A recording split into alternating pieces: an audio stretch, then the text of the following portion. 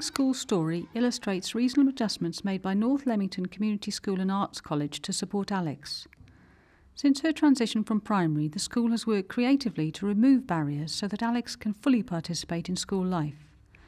The school has met and gone beyond the reasonable adjustment duty of the Disability Discrimination Act. Facilities, equipment and staff to support Alex have been provided under Access Initiatives or the SEN framework. Providing resources is not a reasonable adjustment, but the use of facilities, equipment and staff to support disabled pupils can be a reasonable adjustment.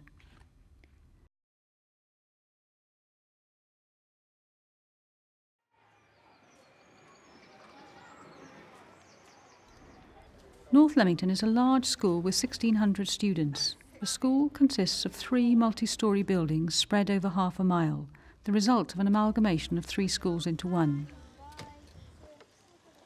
North Leamington has many disabled pupils, including 30 with statements. The school does not have resource provision for disabled students. Alex is in Year 10. Much of the school's good work in making reasonable adjustments to support disabled pupils was prompted by her admission to Year 7. Alex was the first student with complex health needs to attend the school. She has epidermolysis bullosa. I describe it as a genetic skin disease where I blister on contact. And if you scrape a nail across my skin, then it would come off. Alex's condition is very rare, but her inclusion in North Leamington demonstrates how any school can make reasonable adjustments to include disabled pupils. Alex's condition makes moving around painful, and she uses an electric wheelchair and scooter. The condition means that she is very vulnerable to infection, and she has nursing support at home. Alex has to have dressings changed every morning and evening, which takes time and is exhausting, and so she starts school at 10 a.m. Alex has a reduced timetable, but when necessary, a teaching assistant takes notes on her behalf during the 9 a.m. lesson. These initiatives are reasonable adjustments. Alex's support in school is organised by Josie Lloyd, the school SENCO, who manages all individual education needs. Josie and Gwen, Alex's teaching assistant, first met Alex in her primary school. I think the important thing is the contact at primary. Get to see them in their environment they're used to, so that they're natural in. I think it's the other important thing. Gwen has actually been working with Alex now since the transfer from Year 7. We went there for Alex's last week. We sort of went in and out during that week so we could meet Alex, build up some sort of relationship with Alex, see what Alex's needs were within the classroom and within the playground. Then following there, in September, the first day of term was the teacher training day when we came into school, were given Alex's new timetable, and we did a recce of the 2 buildings to see where accessibility was going to be impossible and where we could change it to Alex's needs. At times it was difficult, wasn't it? On days when we couldn't find a suitable classroom, then the actual lesson went to Alex in a suitable area. In our culture. Alex's first months at North Leamington were very difficult, but through continual dialogue with Alex and her family, the school have made many adjustments to timetables, teaching practice and school buildings to meet her needs. With LEA capital funding from the school's Access Initiative, a bridge between 2 school blocks has been made accessible. Stair lifts and a portable medical room and classroom have been installed. The school has never been afraid to discard ideas which simply didn't work. This stair lift replaced an earlier stair-climbing wheelchair which proved to be inappropriate and impractical. Alex's impairment and needs have changed during the time she's been at school, and school staff monitor and change the reasonable adjustments they make as this happens. Does it smell? Charlotte and Holly are 2 of the disabled students who have joined the school since Alex started, and who have benefited from the school's experience of making reasonable adjustments for Alex. A simple adjustment here that Holly, who uses a wheelchair, and her partner have developed themselves for this gumboot dance is that Holly does the hand movements while her partner does the feet. When students are inducted into the school, careful consideration goes into the grouping of students. We try and buddy students with students with specific needs, and we liaise very closely with the parents. Any student who's coming to the school in that situation, Josie and the team would meet with in addition to the normal school induction programme. This year, for example, we've been using our upper 6 as mentors to Year 7 students. They've been doing some group work with Circle Time, and they're now moving on to one-to-one interviews, and that's something we're hoping to get embedded into the culture of the school. This whole school adjustment will benefit the social inclusion of all disabled pupils. The school now also invites a local disability organisation in to talk to Year 7 pupils about disability issues. To support all students' needs within the school, North Leamington has an individual education needs department, a SENCO, 2 special needs teachers and 23 teaching assistants.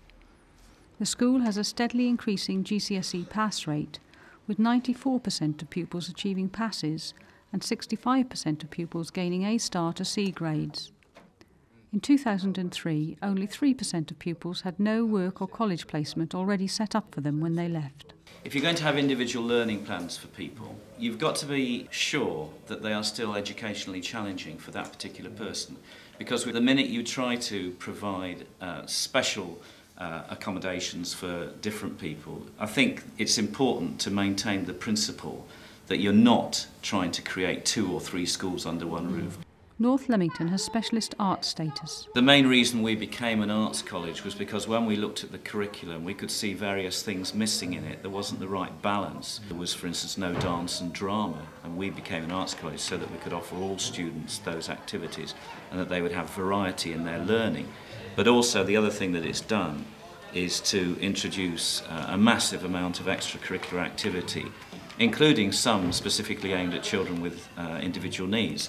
It's just given the school and all the students a real buzz and a real access to a much wider range of activities. Special educational needs, or as IEN as we like to term it, is very much at the forefront of all the thinking and the learning of the school. It is a whole school issue. It's not something that is part of just my SEN team. We're not known as a department. We don't work as a department. We are a team of people supporting the needs of not only the children but the class teachers as well. What sort of things have really supported you at school? It's a lot easier with all the ramps and things, and there's the stair lift now, and I have 3 periods to do homework in as well, which is all good. It's a lot better now, and plus I prefer doing GCSEs because there's you can focus on certain subjects, and I can get to all the lessons that I need to. Alex often uses a small portable computer in class and finds it really helpful. She can key in any work, then take it home and just plug it into the computer, and it comes up, which she carries around in her bag. She started off with a big laptop, which was just totally impractical to cart around the school, but this is wonderful. A big bonus is from the moment Alex came here, she rides the scooter. Alex has got her own that she rides to school on and back home, and then she also has one here in case there's a breakdown.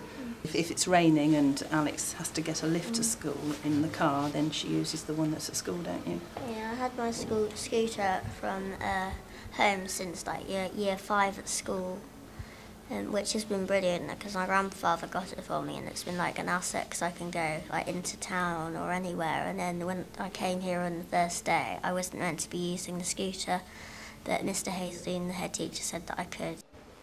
Alex needs her skin to be kept cool, and so the college provide portable fans. Gwen is Alex's main teaching assistant, and a reasonable adjustment to provide cover if Gwen is not available is that other teaching assistants are trained to support Alex. Gwen's support varies depending on the lesson. In science here and in technology, there's no way that Alex could not be supported at all, because there are things that Alex cannot do for herself. So I'm her hands for her in those lessons. In English, there's an awful lot of writing this last year, so I'm scribing for her all the time. In some lessons, Alex needs less support. There's no practical element in this science lesson, so Alex works without a teaching assistant. We know that Alex wants the independence, and we want to let her have as much independence as we possibly can. I mean, I do try to step back all the time from her because I know that, these are her wishes. 2 big squares every 4 centimetres equal to 100. Alex is not always well enough to come into school, and so teaching assistants work with Alex at home and occasionally with her when she's in hospital. Building on the college's experience with Alex and other pupils, a recent adjustment has been to make one of the teaching assistants' posts peripatetic. This teaching assistant is now available to support pupils at home or in hospital whenever support is needed. Before Alex arrived at North Leamington, the college identified that she would need a sterile medical room and rest area. Frustratingly, the room wasn't ready for Alex's arrival, but once established, it's been well used. Now Alex can, when she's tired and she's having a bad day, she can lie down on the bed. We can close the screens and we can use this as a classroom for her. The medical room also has a toilet, shower, hand dryer and sterile dressings cupboard. Although the provision of these facilities is not a reasonable adjustment in itself, it does allow for adjustments to be made for Alex, such as a place to rest, shower and receive medical care. Alex carries a pager around school and can always contact Gwen if she needs assistance. Alongside the sterile medical room is a fully equipped, well-ventilated, accessible classroom. Well, this classroom has been so important to Alex. Alex's actual form could come to here as opposed to her having to be taught on her own. Learning is one thing, but when you haven't got the interaction of the other children, you know, that is very, very important, and it's got to be half and half of learning. You can read a book, but if you're not actually in the classroom with the feedback from everybody else, then you're not picking up on everything that's being taught. An adjustment is that this accessible room is also used at break times and lunch times by disabled pupils and their friends. Because of the nature of the school site and the strong possibility that many of the existing buildings will be knocked down and rebuilt within a few years, it seemed wasteful to attempt to make them accessible with lifts, and so it was decided that a mobile medical room was the best solution in the short term. The LEA also took into account the fact that the room could be relocated at a future date. The classroom for Alex was constructed off-site and lowered into place by crane. The outer brick wall and the sloping roof were added to help ensure a constant temperature to meet Alex's needs. At the time, Warwickshire LEA went beyond the requirements of the law, but it is a model of good practice. Today, the provision of this type of resource would be made under the planning duties schools have under Part 4 of the Disability Discrimination Act 1995, and funding would come from the school's access initiatives. Alex's condition means that she cannot share the medical room, and so this mobile unit has been lowered alongside to provide a medical room and restroom for Holly and other students.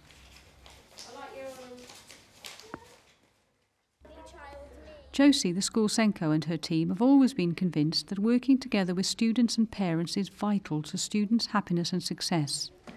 Josie is now convinced that it is also important to link in with other services in their students' lives. I think the final thing that we have taken control of is with the health authorities, with the Diane team Crossroads, and we actually have the health meetings at school. I've always been part of those with Ginny, just to put a school perspective. And what that does mean that we can all be kept up to date with the support that's going into the house. Some Year 10 students have college placements, and Alex has a one-day-a-week placement on the BTEC Performing Arts course at Stratford Further Education College. Josie, Gwen and Alex prepared for this well in advance. A reasonable adjustment is that Gwen is timetabled to accompany Alex to her college placement. With the valuable experience of a one-day-a-week college placement, Josie and her team are consulting Alex about transition to full-time college or university. We need to decide with Alex which environment she's going into, whether it's going to be local, Warwick, Stratford, where she is. And then we're actually looking further afield as to whether she wants to go to university, so we've actually touched on that as well.